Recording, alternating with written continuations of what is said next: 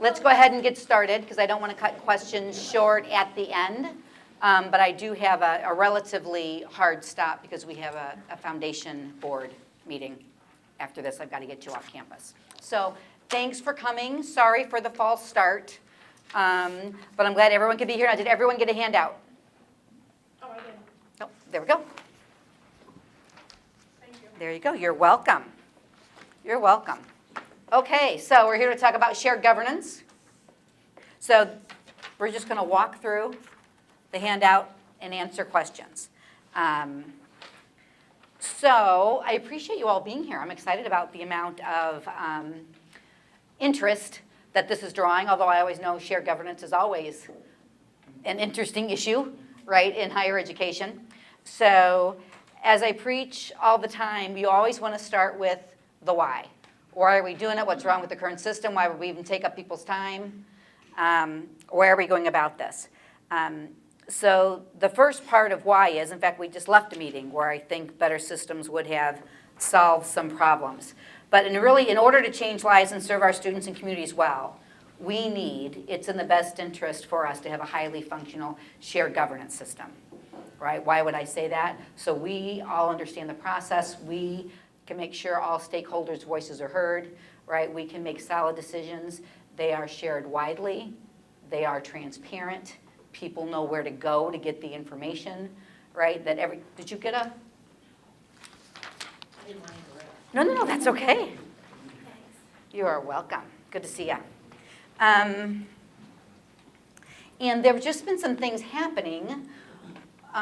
Well, I don't know how long they've been happening. Let me just speak from my experience since I've been here, right? Things going on in the current system that I think we should look at, right? So what is the evidence that we need to even look at the system at all, right? We have committees who are not understanding their role or who their recommendations get sent to. And how do we know that? Because committees tell us that, right? We have inconsistent approval streams, so the same committee might send something to one place one time and another place the next, or go straight to the stakeholder and tell them how to change what they're doing without even going through that next level approval process. So we're sort of all over the map. We have recommendations that go through the whole approval process without data being considered or data even being made available or data even people even know it's even there to consider, right? So where's the system for that? We have policy decisions that are not being reported to ICCB and HLC the way they should be, right? So we've actually implemented things and had to go back and say, oops, and either to them or to the board. So we've recently had programs approved by the state before they were approved by the board.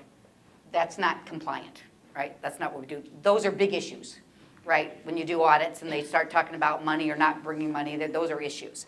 And just no consistent documentation. I can't tell you how many times since I've been here, I would say to folks, members of the team, hey, when was that decision made? What committee made it, right? Let's pull that rationale. What problem we were trying to solve? What outcomes were we looking for? Did we hit them?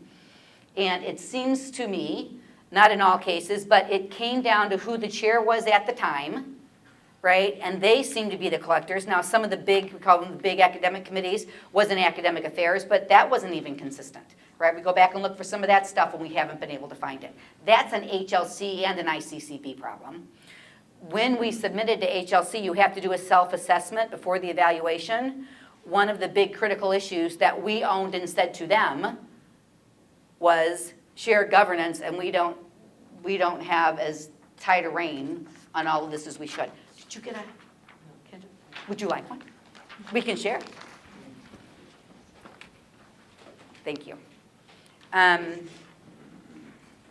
So that's the why, right? Let's take a look at this and see if we can't clean some of this up. So let's talk about how we would go about this then. We would work on these issues through a task force. Now, a task force, traditionally at ICC, means you pull a group of people together to solve a problem. Once the problem's solved, they go away. So we're not making an ongoing governance committee on governance committees, right? Right, because that's sometimes once we launch things, they sort of never go away. So let's be clear, just like strategic planning was in my first year.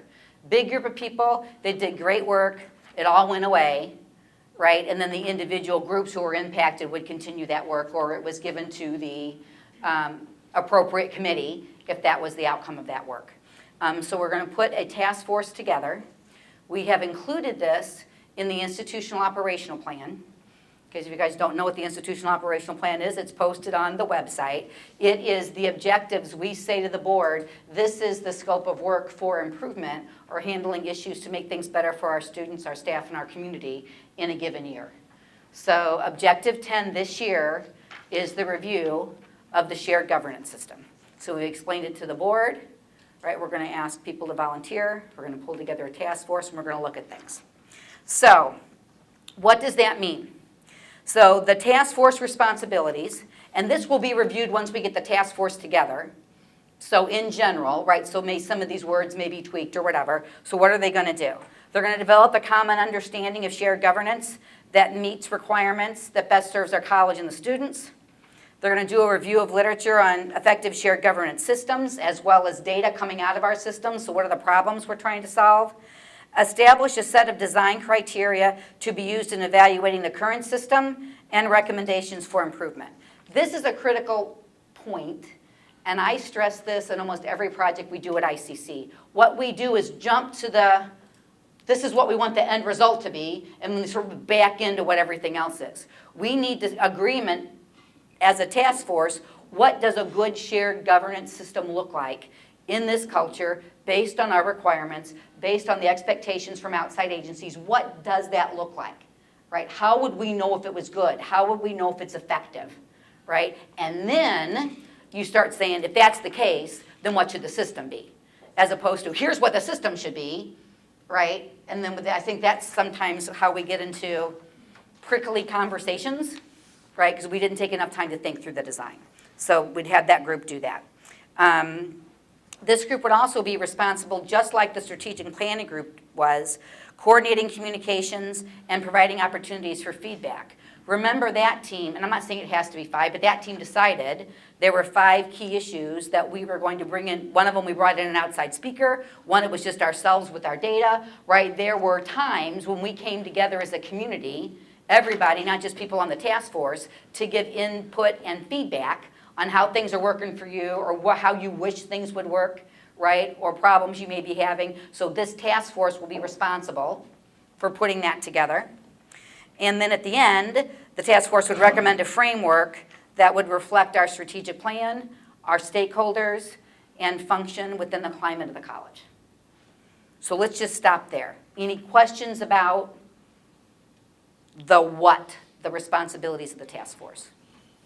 Does that make sense? And again, this is not your only opportunity for input. This was just supposed to be a leveling the understanding of what we're trying to accomplish. So if you don't think of it now, it's not like you can never get feedback. Does that make sense in terms of what we're looking at? Okay. So then, what would the process be like? And again, the task force will determine the process.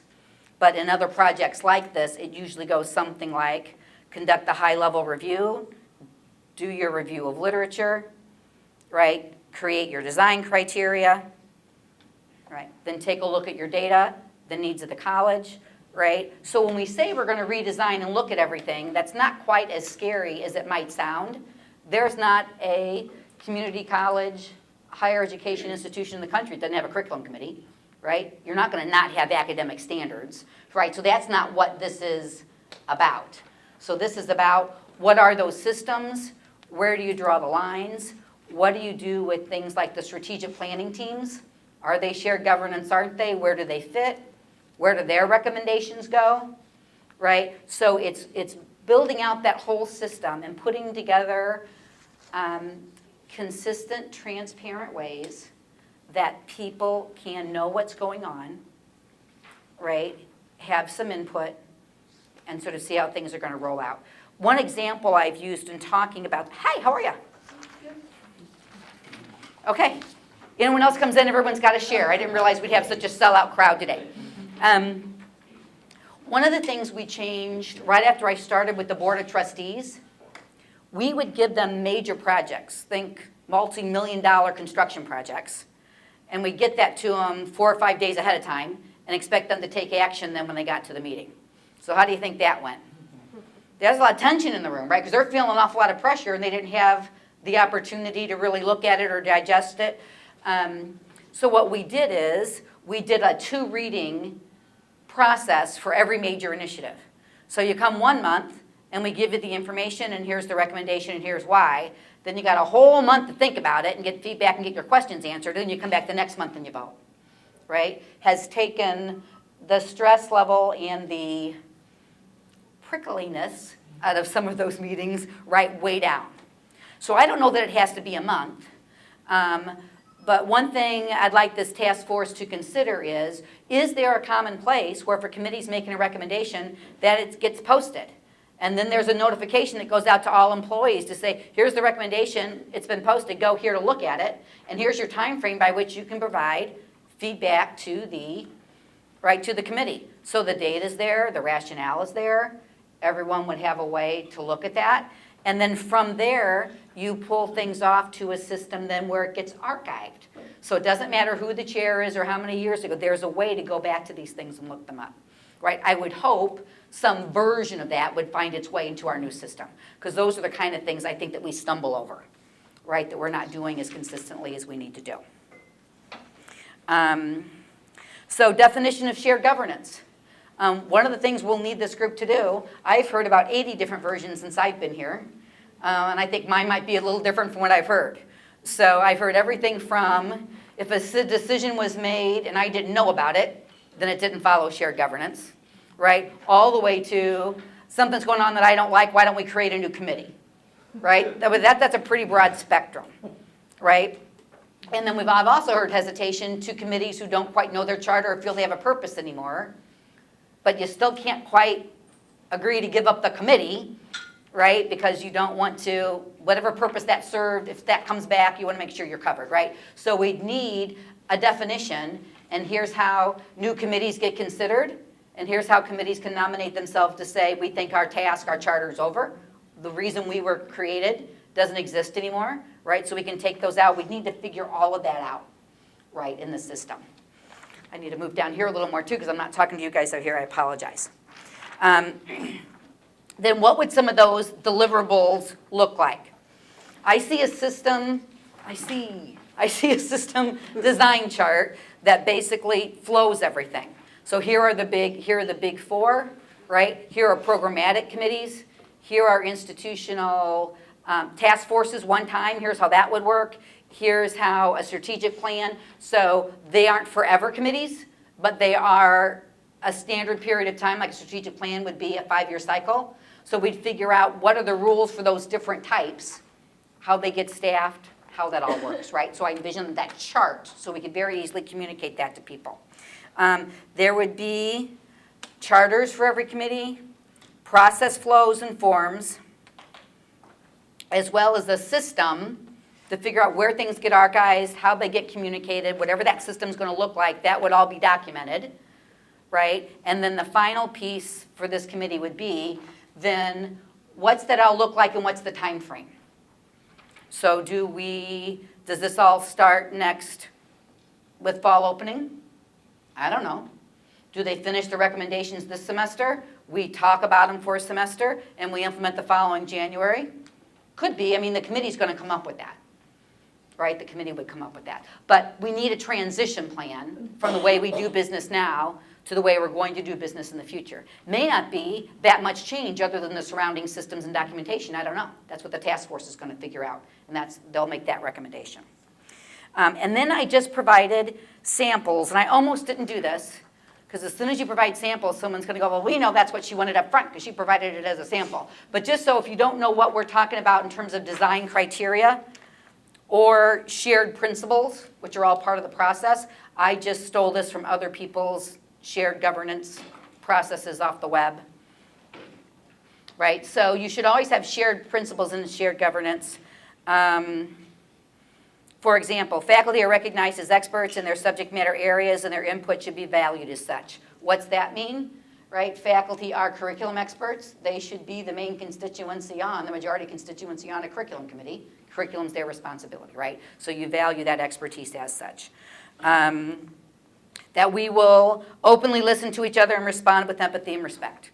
right? There needs to be some behavioral principles in a shared governance system. And then design criteria, right? We shouldn't have any committees that wouldn't align with our mission goals and core values. That one's not too hard to, right? That one's okay. There needs to be some flexibility to ensure ongoing and active participation. Well, that might be task forces, right? We're not going to change the whole system, but there may be an issue. Pull people together, solve the issue, goes away, right? That would be a flexible piece of it, and that's, I think, the way it's been handled at ICC previously. Mechanisms for widespread two-way real-time communication, right? So people don't find about, people talk to me about change, and I think one of our issues with change, I think, is since we don't have a systemic communication system, right? You're always finding out about everything too late, or it's already decided and it's done and you should have known a semester ago, and all those things are true. So then it builds that stress in the situation and feels like there's way too much going on. And I think if you always knew, you're always going to get a chance to respond. It's going to be communicated to everybody broadly. There's always one place to go when you have the questions. You solve some of those issues, and then change doesn't quite feel the way it used to feel because you know you're in control and you have access to everything and it's been documented and you've had a chance for input, right? And then it's a little less scary or a little less overwhelming when you've got some of those structures around it. All right, I've been talking way too much. So this is the basic approach. Like I said, all of this will be determined by that task force.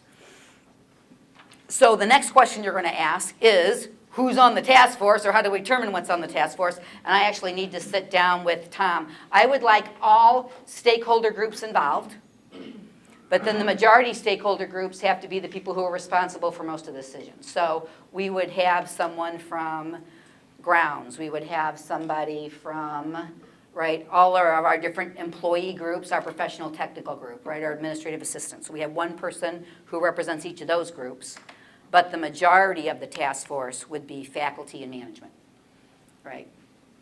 So everyone gets input, but the players who have the most responsibility have the most representation. So we need to sit down and think about the exact numbers and how we do that. I didn't want to propose anything without having a conversation first.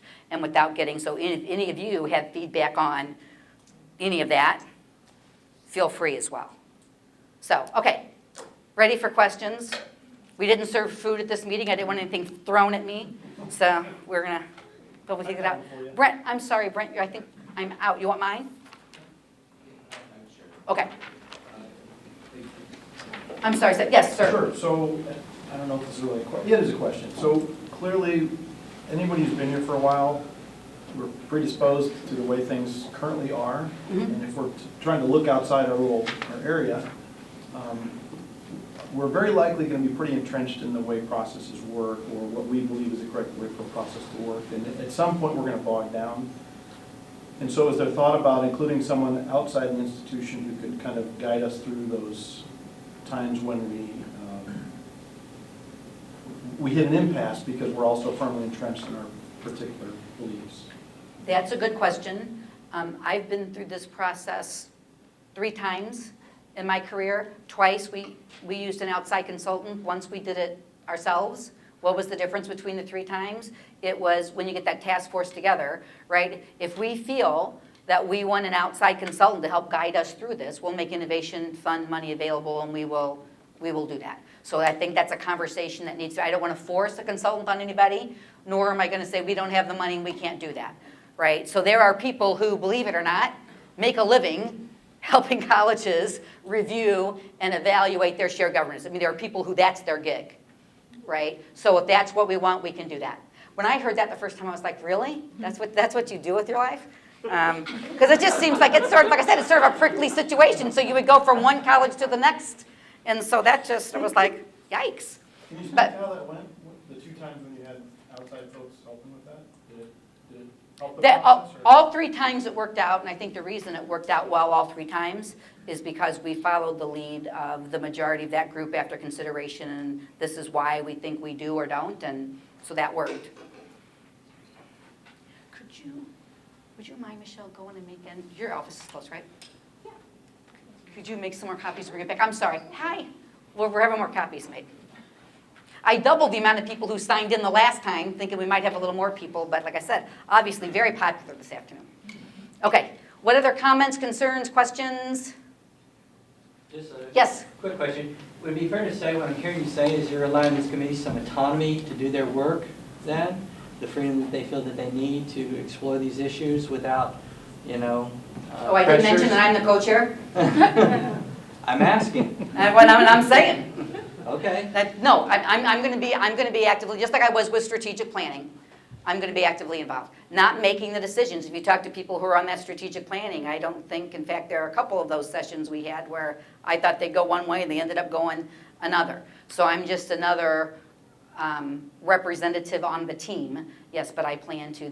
We assign every institutional objective to a member of cabinet, and I'm the member of cabinet on this one. So know that before you volunteer. May sway you one way or the other, I don't know. Can I ask Yes. a question to that then? I'm just curious if you all then have thought about, faculty have tenure protections, right? So we're not Right. going to say things that make people mad. Mhm.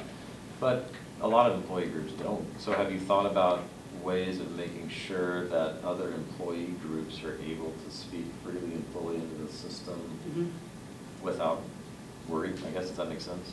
No, it makes tremendous sense. I've had that brought up to me about 4 times in the last month.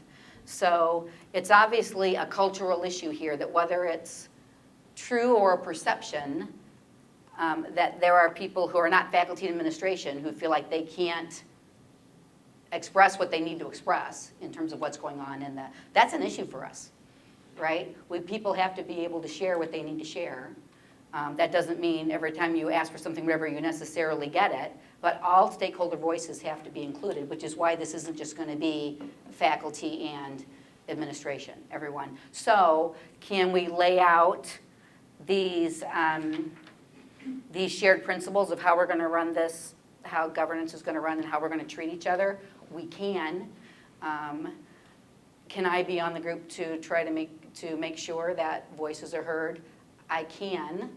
Will there be people who are on that group who says, well, I can't say that because I don't want the president to hear it? Or maybe, right? So then we have to make sure that when we ask for volunteers, because part of this, some people have to find their voice, right? And the other part of it, we need to make sure that when people find their voice, that they are respected and they are listened to.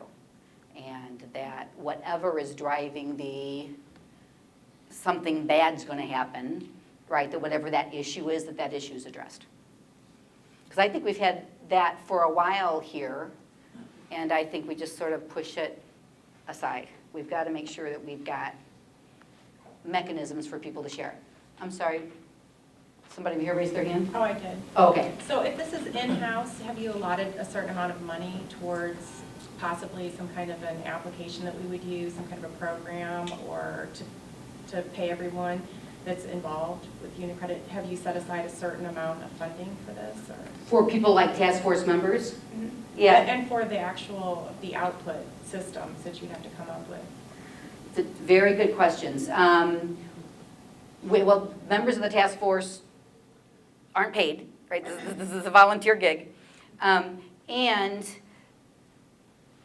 if the recommendation coming from the task force will be one that what we need to build a system, then that, whatever that would be, that would be covered. I would take that out of innovation funds. There are this could all be a SharePoint site, which comes free with our current Microsoft license, right? There are many ways to do that. So I wouldn't want to predetermine how we're going to do that. But if through the committee, the result was that we needed something more sophisticated than that, and we all agreed, right, then we'd figure that part out. We have been very blessed. The board, 3 years ago, when the money started to flow back from the state, took some money and gave it to us as an innovation fund, because where we are in terms of a budget is we often have to cut things to innovate. So as opposed to putting money into the fund balance at the end of the year, we put it in a special fund. So now we've got ways to pay for some things, even if they weren't in the hard budget. And we did that again this year, which was mostly due to health, right? Since we self-fund our health benefits, right? Last year we had a horrible year, right? This year we actually came in $1.2 million below. Now, we're not gonna go cut health benefits because we save money, right? You're gonna have good years and bad years, that stays stable. But we took that money, and the board again this year was nice enough to move that over to the innovation fund. So there are funds available if that's part of the recommendation. Does that make sense? Yes. Okay. I saw, Jean. I'm sorry, what didn't make sense to me was, it's volunteer, but it's unit credit, isn't it, or no? Oh, absolutely. Okay. Right, I'm sorry, I thought you meant like, we pass you out cash. No, but yeah, it would be the same unit credit as, right. So the same system as regular committee service, this is just a task force. And we did the same thing with the strategic planning task force. The faculty on that got unit credit as well. Okay, now James. So I want to double back to Erin's question about staff in particular. Yes. You know, being hesitant to speak. Mm-hmm.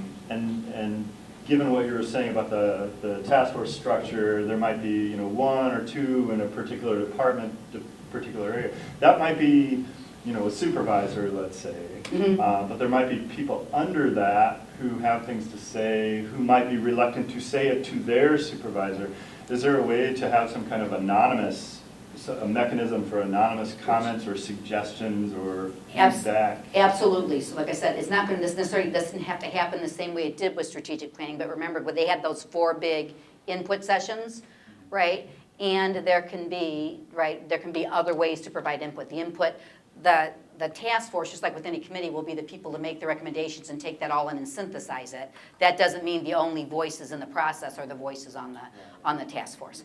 And the other thing, if you structure this by employee group, right, then you want to spread it out across departments, although not every department is going to necessarily have a representative. So for example, if the person from the custodial union, right, is on there, and then we have a member of management who's also from the custodial union, right? That's not a good system. Well, we've got enough managers and supervisors that if that department's represented over here, we wouldn't duplicate that over here. First of all, you want as widespread as you can, and you really don't want people in there with their bosses. Where that gets tricky is with the faculty, right? So if we have a group of 5 faculty, whatever those numbers work out, on the group, right? Either we do this without any dean input, or there will be faculty there who may have their supervisor there. But like you said, faculty are protected by tenure, so hopefully that is not as much of an issue.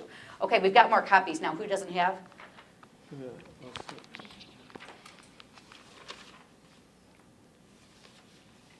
Okay, what else you got? You guys are really quiet and it's sort of. Do you have a proposed start time for all this? Actually, we do. You guys are good? Oh, sorry, Michelle, you're passing them out and I'm not even paying attention. We said in the institutional operational plan that we would have negotiated who's going to be on the committee, whatever process. Faculty have their own way, right, to figure out who's going to be on things.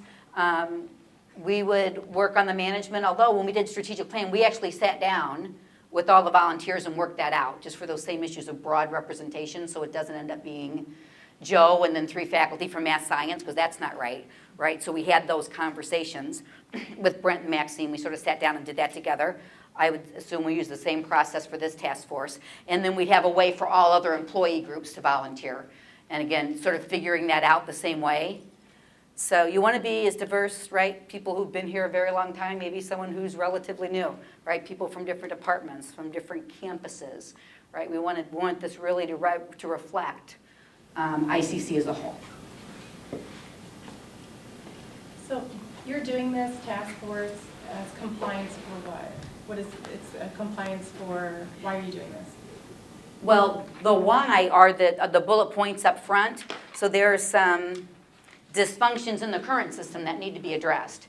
If you're talking specifically about compliance, so if you read the HLC report, we just said in some of the reasons we are not compliant, and Julie, you can help me if I'm skipping any. I mean, that archive of decisions, that tracking back of who's got the documentation, when something went into effect, the impact of students, right? That we are out of compliance there, right? The fact that we have implemented things that the ICCB, current state Illinois law says it's got to be approved by your board before it comes to us, and we sent it off to the state and got approval, and our board hadn't approved it yet. So again, a lot of this is about systems. A lot of this is about communication. It's about transparency. It's about consistency. Because right now, there have been several examples since I have been here that things have not been done compliant with other outside requirements. Is it specifically though for our audit that's coming up, or? No, whether or not we had the HLC visit coming up or not, this would need to be addressed. We admitted, right, because there's really not another choice because we didn't have proof that we were doing it consistently. We admitted in our self-evaluation that we're not doing this well, right? I would hope that we would get a little better evaluation since they know that we're working on it. But I had said, at least to members of my team very early on, that this was going to be a year 4 project, that there are other things we needed to do soon, but that shared governance here wasn't as efficient or transparent or open as it probably should be to serve everybody's needs. Again, we're not throwing the baby out with the bathwater, folks. It's not like we're reinventing the whole thing, but I think some systems and some reevaluation based on some best practices design, I think will serve us well.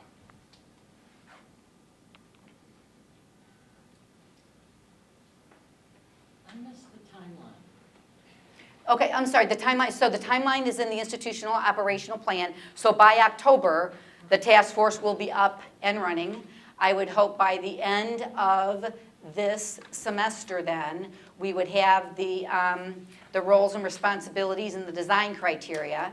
And then all next semester, then we will apply that to gap analysis, right, against the current system, what's not working well, how might we change it so it works well, and then end the semester with a recommendation, not implemented, but a recommendation. And then the committee would need to figure out that implementation timeline, right? So there's nothing wrong with saying that we're going to continue to run the old system while we have conversations about the new one for a while, and then put a date out into the future where we actually make the conversion, right? So that will be responsibility of the team to come up with that. Just a question about the transition. Yes, sir. Much as we identify some dysfunctions with the current system we have, Yes. is it possible to then make some tweaks on some principles that we know could help improve our current practice? For instance, the fact that when committees make recommendations, they are not supposed to implement them right away, that they have to pass them through appropriate channels. Those are basic principles that could help improve what we're doing right now. Absolutely. So a principle of the new system could be, and I think at some point it probably was, and it's just has fallen away over time, that every committee has a charter, right? They know what their responsibilities are. They know what their parameters are to make recommendations. They know who their recommendations go to, because sometimes those recommendations need to go to a VP and our board and a state board, and sometime all the way off to our regional accrediting body, right? Some go all the way. Some just go to a VP, right? So all of that needs to be, we have a lot of confusion about where things go, who approves them, if they've been approved, who's responsible then if they've been approved, to tell the people who actually do the work in that area that they need to change or there's something they need to implement. We've just been all over the board, and hopefully some of the design criteria would be all of these things for each committee, they know how all that works. The committee would design that. I have a question about impact, and it kind of piggybacks what Steve was asking, which has to do with your previous times doing this. Mm-hmm. What impact have you seen in those previous institutions, especially in relation to coordinating communications? Can you speak to that? What impact have I seen? Yes. I tell you, the first time we did it, I don't know that we improved communications at all, which is why 4 years later we did it again. Part of shared governance is all about, right, communication and transparency. Right? As soon as someone hears something's happened that they didn't know was happened, that builds distrust in an organization, right? Even though on the committee, we're all represented, right? There's faculty on that committee, there's administration on that committee, and depending, I say on every, It depends on, right, there won't be every employee group represented on curriculum, that's not appropriate, right? We have a benefits committee, every full-time employee here has benefits, when they make decisions about benefits, all employee groups should be represented, so that's something the committee would sort out. But a structurally sound committee that isn't transparent, that doesn't share information, that doesn't allow, right, sometimes things fester up pretty big before we actually get the real details in front of us. If everybody on campus knew, here's where you go, it's available 24/7, you can get to it from off campus, right? Here's where it all is. I think that it solves a lot of climate issues. I think it brings sometimes that pressure cooker down because it's not 18 different versions now and everyone getting upset. You can actually go look for yourself and see where that is. So I think communication doesn't solve the problems of a broken system. The best system in the world doesn't function, though, if communications aren't strong. Does that make sense? Sir? Just wanted to piggyback on that. I think that the timeline sounds great, but is it possible to maybe do some kind of open-ended confidential survey where people can identify specific instances where they feel shared governance might have broken down, so that data can go to the community and they can see specific flaws in our system? Absolutely. So part of the responsibilities of the task force is to figure out how they're getting that broader stakeholder feedback, and it very well could be, right, a confidential survey. It could be a survey that we have a local firm in town run as opposed to going through IR. There's all kinds of ways to get that done. So one of the committee's responsibilities is to figure out how you get the data and the feedback to actually do this well, right? It's not just the opinion of the people in the room, right? It's the process they set up. So since the committee's going to do it, I can't tell you how it's going to be done, but yeah, that's part of the process.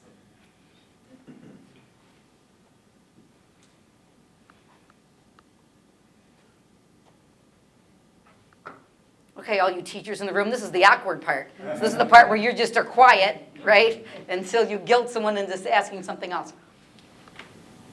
A question about respect and the We idea. like it. Yeah, Yes. very good.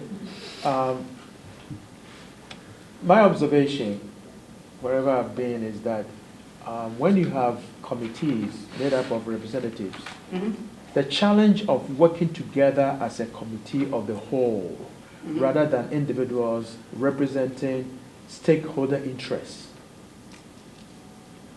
that's something we have to find a way to promote that, because you can have all the principles and all that on paper, but getting people to work together on behalf of the institution rather than parochial interests of stakeholders who are represented on committees. How do we go about that? Because that is more than just understanding each other, but it's what am I going to report back and how are people going to see me in terms of my effectiveness on the committee? And therefore, I may not, we can agree to disagree, but at the end of the day, when decisions are made, how do we avoid that tendency of saying, I didn't vote for that, and therefore our group is not part of that decision? So there are all kinds of systems for that, right? We can say we don't vote, we work by consensus. We can say that we continue to work issues until people can say, I don't like it, that's not my recommendation, but I can live with it. Sometimes getting the majority of people I can live with it is about the best you're going to hope for. So that how that happens will be part of the committee's purview. The other thing is, I don't know that we've ever had training on shared governance, right? Do we have training for committee chairs? Do we have rules in terms of you miss so many and you're off, or whatever those issues would be? This task force needs to figure out what all of that is. I don't think it's fair. We all have different expectations of each other. In the best interest of the students in the college, we've got to come together and work together. But I don't know that we've ever laid out how we agree to work together, right? So that's something the committee's going to have to wrestle with. I can't Sir. say when Elizabeth Perico was president and the two of us went through the IBB training, Mhm. we made a recommendation at that time to the administration to offer that in, like on a quarterly basis to committee chairs, because it's not just contract negotiations, the way in which that process works on that consensus building and The interest base. and, across the board, those types of things. So- And confidentiality, it has that openness too, where you have that freedom. Absolutely. So this task force would, under its purview would be what those rules are and approaches. And if we say, so take Brent's recommendation, so if the task force says we want everybody on the shared governance team to be trained in, everyone understand what interest-based is? We all agree what we're trying to get to. So we don't take stands and fight. We say, this is where I have to get to. There's a million ways, and that's always been part of my fight. There's a million ways to do just about anything, right? We've got to work together to figure out what gets us to the shared interest. So if that's what we do, then we would set up a system that would do training, and then money would be provided. So there are a number of ways that can happen. You bring in a consultant multiple times, you get a group of volunteers and they are trained and they become our experts, and then we do train the trainer. There are all kinds of ways that could happen too. That would be another issue that the task force would need to take on. Yes? And, instead of looking at the end, where we want to go, if you start with just stating the problems, that's the best way to get to an end result, is that creative problem solving techniques. And that's exactly what the design is. Before you start looking at anything, before you decide if you're doing a survey, right, you say, in a perfect world, here's what we want, right, a system to be based on best practice. What are those design standards? Oh, that's different. You would want to state the problems first, so that you know how to build. So I don't know if I'm understanding you. Well, I think we're saying the same thing differently, because what a design, so for example, if we're looking at a design standard, one of the design criteria would be that we have a clear, well-understood, transparent process, right? That would be a design standard. That may result from having identified in the current system that it isn't transparent, right, and it's not systemic, so you'd say, when we design a new one, here's what we want in there. So I think we're getting to the same, but the point is, you can't go over here and say, here's what I absolutely have to have. You need to actually have a set, whether it's the analysis from a problem, whether it's a gap analysis, there are a lot of different methodologies to get you there, but you need to say, here's how we want this system to serve the college. Now let's figure out what's not working, keep what is working, and then based on those design standards, and how would we redesign the system, right, to make sure we meet those standards. So I think we're just using different words. I think it's a different process. Right, and then there are a ton of ways for that, right, to undertake the process, right. So one of the things that to me feels like it might be missing from the why section would also be, we have this section about inconsistent approval streams and implementation of recommendations and all of that. Right. But also in terms of timeline for when to expect responses when you sent a recommendation, like just approximate. Again, perfect world, we'd know within 2 weeks or 4 weeks or. No, absolutely. Yeah. The systems that I've seen that at institutions where there's sort of joint agreement that this works well, right? And I'm just going to make it up, there's a 2-week posting process, right? And then the committee gets 2 weeks then to review it goes on to a VP. VP has 2 weeks to respond, right? It goes on to, right, it's got to be, if you're trying to race to a board meeting, board's got to get it a week and a half ahead of time. You don't make that, you got to make to the next month. All that's laid out, because I think what we do is committees are rushing to do things based on assumptions that aren't true, and then we go, oh, well, you can't go in May anyway. And you're like, what? Right? So all of that, all of the time frames, right, need to be documented. You're exactly right. So everyone knows what to expect. Right. Well, and paired with that too is also, once those decisions do get made, a sense of how those decisions got made, and if the decision went against, in particular, a recommendation of a particular committee or something along those lines, why that happened, an explanation. That's part of that communication that I think is also so crucial. Absolutely. Yeah. So every committee in good systems, right, because I feel like I'm telling you what the system should be, and I'm trying not to do that. But in good systems, every recommendation would get a response in terms of it was implemented. Now it's this person's job to write. So it's a change in testing. It was approved, right? If that had to go to the board or go to the VP, it was approved by the VP on this date. Delegated to this staff person, the manager of testing to implement, will be implemented by this date. The loop is closed and it goes back to the committee. If you say no, right, it could be part of the system that a justification for saying no is provided, right? That can be built into the system. That's a requirement of the system. Then we hold each other accountable.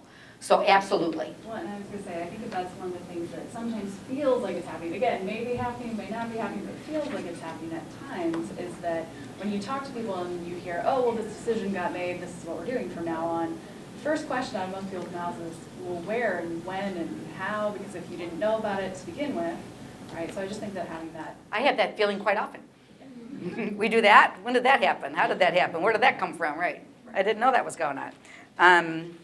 And I think that happens in a lot of different ways here. We need to just, and I know, you guys know I'm all a nerd, and I'm a systems person, so you always say the problem is, right, from your lens, what you think, but I do think a better system and some consistency and some transparency and systemic ways where we know input's always going to be provided, systemic ways where communication loops are going to be closed. I know that new SPAL system, a lot of people didn't like it and thought that it was a bit of a pain in the tuchus. But I tell you what we're doing for the first time this year, and we just went over this in Cabinet last week. Everybody will be getting a response in terms of funded, not funded. If not funded, are there alternative? So we are putting this on our active grant list. We are putting this for consideration in the Innovation Fund.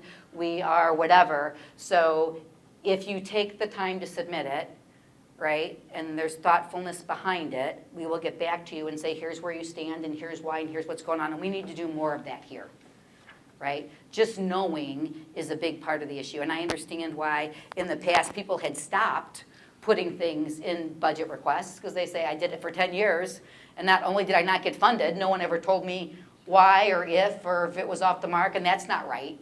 Right, so now if you had feedback, would you do things differently next year? Would you think about it? Maybe it's a different proposal next year. Maybe you would. We need to close the loop. So I'm not saying the people making the decisions necessarily, these were bad decisions, but you don't know that there even was a decision, right? And so we're getting back to, and this across all employee groups, if your group submitted something, you will hear where that went and why it went that way, right? And then it's all reported in the system. Right? So the way we've been doing it in the past is the biggest priorities were funded first.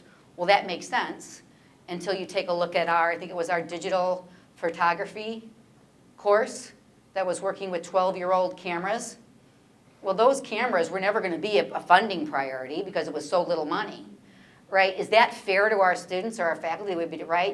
It's 100 times better on your stinking cell phone, right? And you're here to take a photography class. So one of the things we did with that money at the end of the year with innovation is we went through, and we funded a ton of the things that historically would never have been funded or priority, right? And we should always do that. We should always have a list. If we are running by halfway through the year ahead on benefits, right, and we've got $300,000 built up, why wouldn't we then turn to a prioritized list if there's needs in a classroom and buy down that list, right? So that structure allows us to do and take care of each other and take care of our students better than we had before. And I'm hoping the same thing, that system, the same thing will come out with shared governance as we build these systems.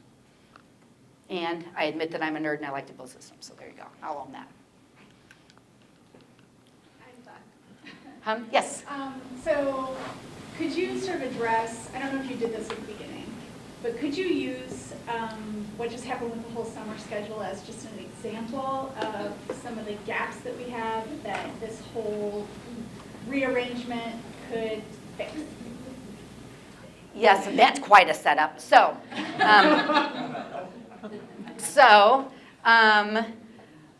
I don't think that when that recommendation was made with the summer schedule, I don't know how broadly that was shared. So I think it went from that committee to the Vice President of Academic Affairs to the board. And everyone loved the idea, and that was great. And I think there are faculty, I don't know what percentage of them, but I think there are faculty who found out about it when they're putting their summer schedule together for next year, and now all of a sudden there's a new set of rules. That should never happen, right? And we could say administration should have communicated better. Agreed.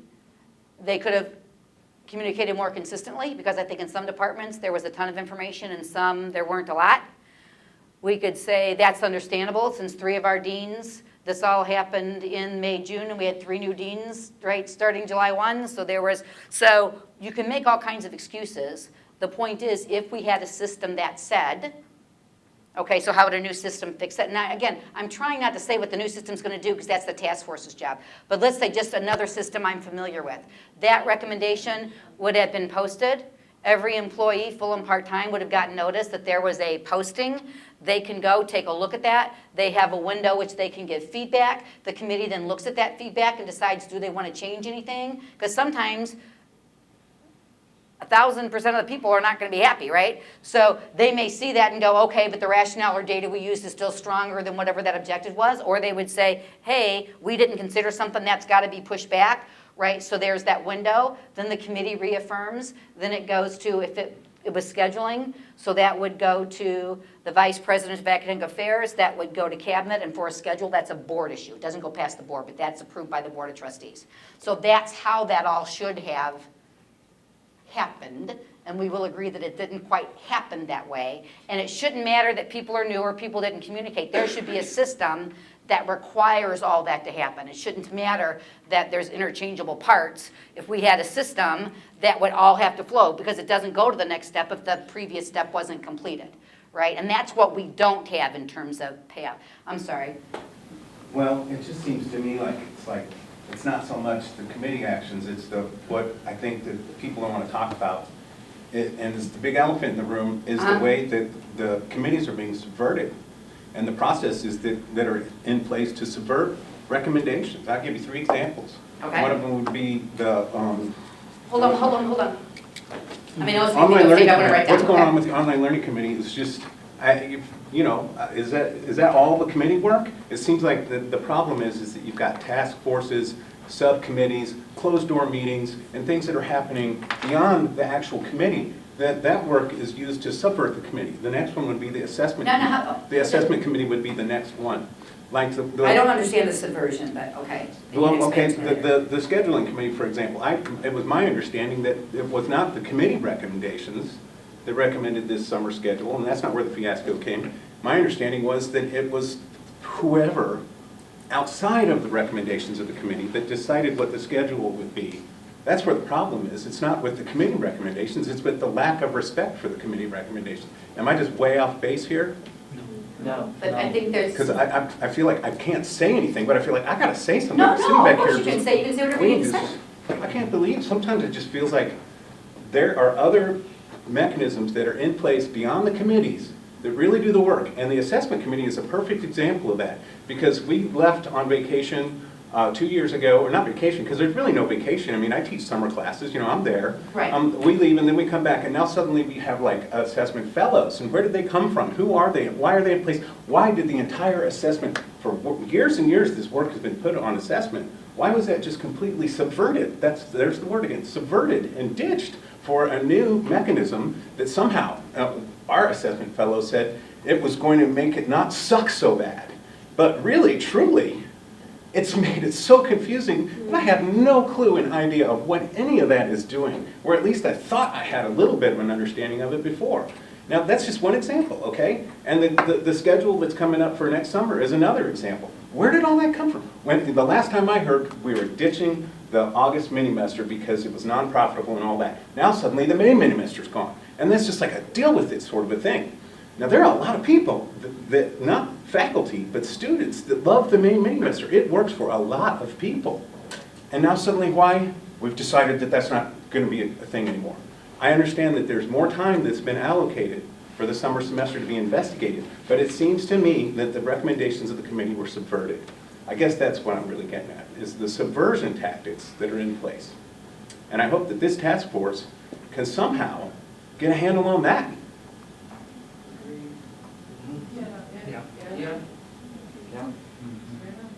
Sorry. No. Everyone needs to speak. Everyone needs to speak their mind. And we were just in a meeting about the summer schedule, right? And we were just talking about that. And like I said, communication is on our roll. Some of the things there, right, were in the committee minutes, did come forward, did go to the board. I think there wasn't enough conversation about what that does to the mini-mester. And this is the once out of every however many years when because of the way the calendar lays out, you can't get the whole thing in. So in the past, there has not been the May mini-masters some year based on how the calendar fell. I'm not looking for answers on it. Well, no, I'm just, well, and you're, agreed. So there would be a form that the committees would fill out that would be signed off by the committee that would go forward to whoever that recommendation is coming from, right? So it would include the mini-masters or not include the mini-masters. We've always had a May We've always. mini-masters. I don't know who told you that, but that's incorrect. Communication offered May mini-masters and December mini-masters at the very beginning of offering, and they've been offered every semester for 24 years. For over 25 years. 23 years, yeah. We've never had a time where those weren't offered. And there is actually a way within the calendar to get at least a 3-hour mini-muster and then the 8-week. It is technically possible if classes started on the 8th instead of the 1st without the week break. I mean, there are some systems, I don't know if that would be a perfect solution by any means, but those are the kind of issues that I know that people were struggling with, is trying to figure out why they disappeared, where there didn't seem to be much conversation about them disappearing. Because I know that when it was brought originally to Senate, we had thought that it was still going to be there. I think that was our understanding, Well, was that it would still be there. I talked to someone about it, and I had the read from what we took to the board for approval, which was the 12-week, and it really didn't speak to mini-masters. So maybe it was just a matter of interpretation. Since it didn't speak to it, people thought that they were still there, right? And other people thought, well, we said it was all going to happen within 12 weeks, so it's going to happen within the 12 weeks, right? So we need to resolve this. And I also agree with you, a better system, right, hopefully can resolve a lot of these issues. It's like, I feel like we have so much problem with communication, like we've never had before. We have so much problem with organization, like we've never had before. And that's the root of the problems that we're having, those two things right there. So I understand communication because we just had 3 very clear examples. What other did you say? What do you mean by organization? Well, we used to be organized. We always knew what was going on and when it was going to happen. And now it's just like, this is going on, that's going on. Then someone else takes this over, and it's very chaotic. It's so chaotic. It's where it's never been. Right. There's a lot more change. I don't care about change. I like change as long as change is going to support something positive to give my students an exceptional educational experience. Right. That's what I'm concerned about. Me too. And I have things that are not working, Mm-hmm. and I have things that go against me providing my students with an exceptional experience, and that's a problem. And so what goes against providing that? What's an example of that? Oh, it's just. Assessment? Do you want me to really get into every little, I can. It's a lot. Okay. Well, then we need to, I would love to hear your You got it. input offline then. Yep. Okay. I mean, one example I can just give you right now is like Mhm. you're talking about these cameras and they're how old and you bought new cameras. And I'm like, I've had rain coming in my roof in my painting lab for 20 years, and that's not a priority. My sink has been leaking for 2 weeks, and I have made so many calls, and it's still leaking. I can go on and on like this. Mold That growing takes in the some first way. floor of the technology center. That takes And you away- guys are putting them in the facilities? Year after Yeah. year. Okay, then, people who have concerns that have been going on and you follow the process and putting in and they haven't been responded to, email me. And then what I will do is go back through the system, right, see how many times that has been entered, and we will prioritize differently.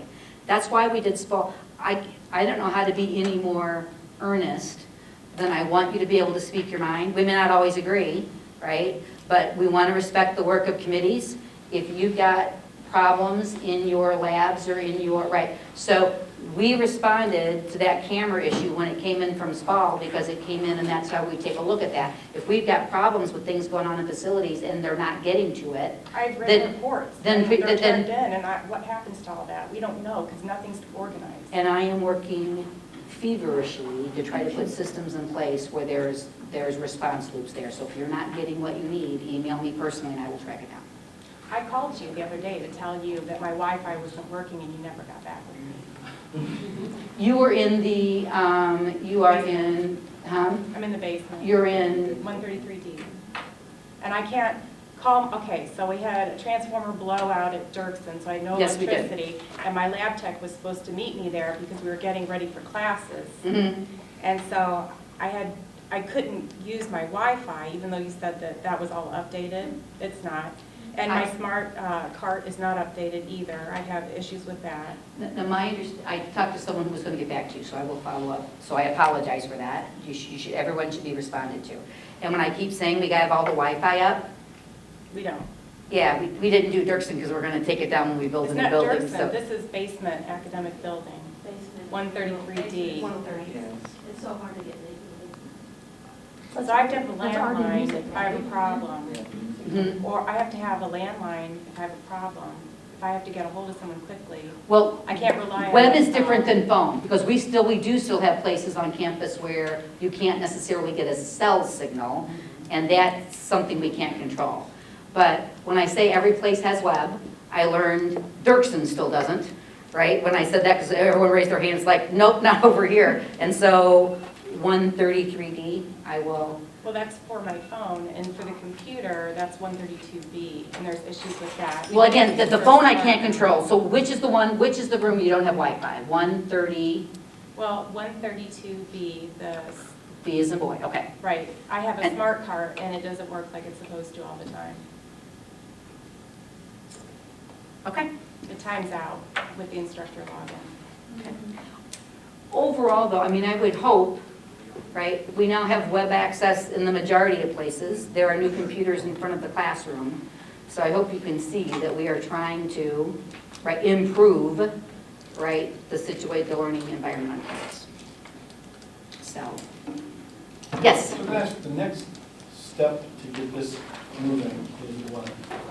The next step is for me to sit down with Tom and we figure out how many management and faculty people, because we already have determined that it's going to be one for all the other employee groups. So it's going to be all of those employee groups, and we'll figure out the faculty management, and then we'll release the process for people to volunteer. Okay. Right? The faculty would volunteer through the Senate. Everybody else would volunteer. My assistant Jake's gonna run this process for us, and then we'll announce the task force and get started. The goal to get that started, that we would have our first meeting before the end of October. Oh, wow. And how frequently would this task force meet? The task force would have to set that up. We'd have to determine how often. I would think, it's not gonna be a once a month thing, it's probably gonna be a twice a month thing.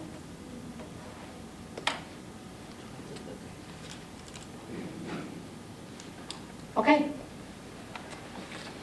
Thank you. thanks, everybody.